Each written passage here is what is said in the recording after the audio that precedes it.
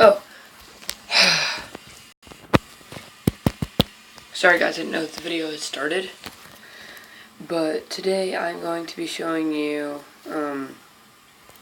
how to, well, not really how to because I'm not going to build it, but I'm going to be showing you guys my animal grinder, which, produces for, like sheep, produces wool, produces, mutton, all that great stuff. Let's go ahead and enter the game.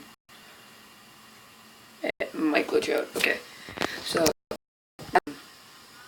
this is where it all happens. You just kind of stockpiles in that area. Then all the internals are here. And I made a whirlpool thing that will just, simply kind of, they'll spawn. I have 4 different types of animals that's in here. And then they're kind of sucked in here.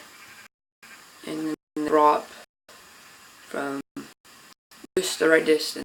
It'll kill them.